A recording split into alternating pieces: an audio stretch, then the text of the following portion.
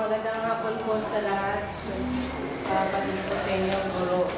Ang pangalan ko pala ay Melmar E. Tumanda, at ito yung aking nagustuhan na lugar. Okay. Taong 2018, pumunta ako ng Panglao, Bohol, upang magbakasyon at pati na rin makapag-summer job. 16 na taong gulang pa ako noon at kakatapos ko lang sa junior high school. Walang abog, unang tumambak sa akin ng mga panahong yon ay nakakabigla talaga. Alam niyo ba ang una ko nakita? Alam niyo ba kung ano yung una ko nakita? Ang nakita ko ay napamangha talaga ko. Ito ang mga AFAM. Ibig sabihin, ang dami-daming dayuhang turista. Mayroong mala Chris Hemsworth, Amerikano, Makenyo, o kilala rin Roro Nuazoro sa One Piece, or sabihin mga Hapon.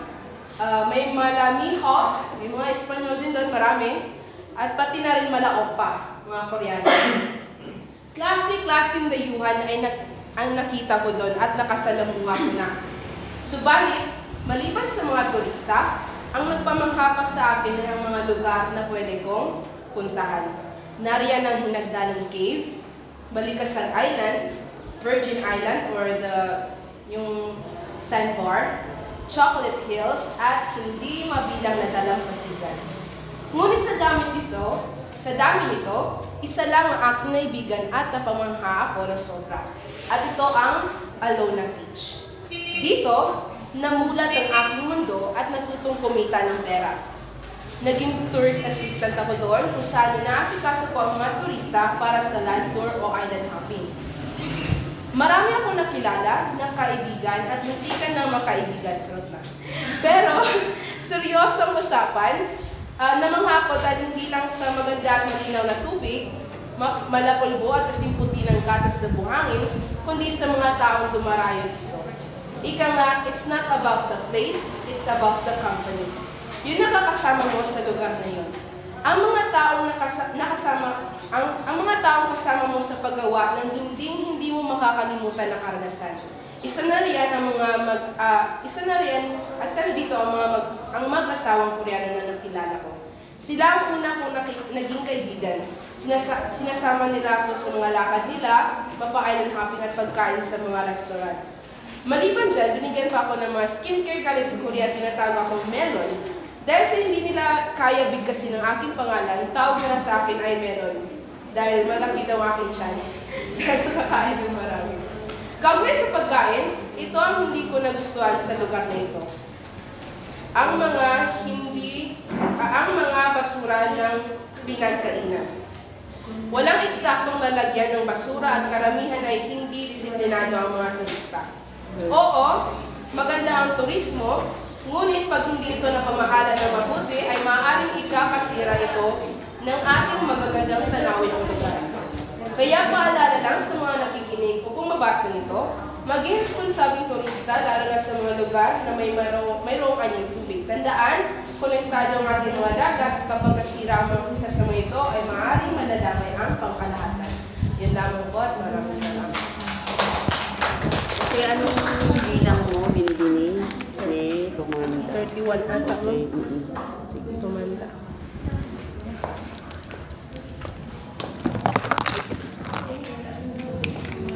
Okay, sino yung susunod?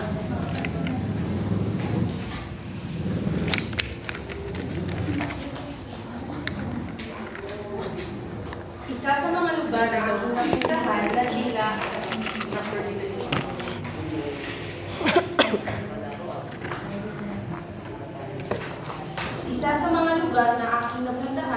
tila ako napahanga ay ang lugar ng Ligansin sa Luzon.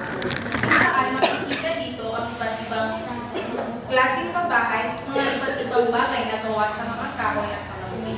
Ito ay tinatawag nilang lumang bahay, kung saan ang lumang bahay ng ating mga bayani sa sinaunang panahon sa kasagsagan ng pagsakop ng Espanyol sa ating bansa.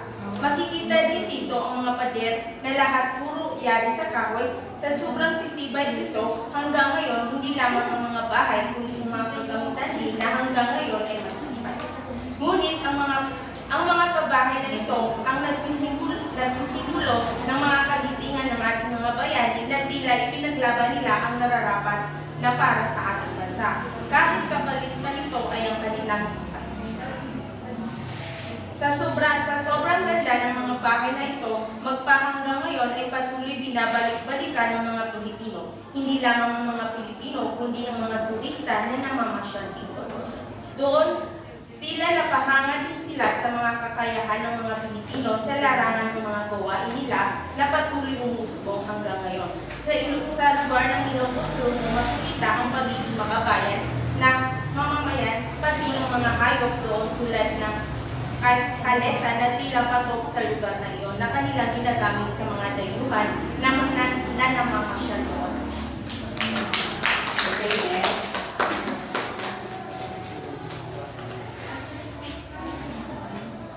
Magandang hapon sa ating lahat.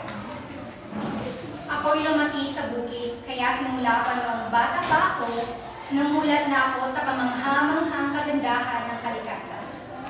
Tanda ko pa noon, madalas kaming pumunta ng pamilya ko sa aming bukiri, malapit sa gubat at mga bundok na nakapaligid sa aming bayan na buti.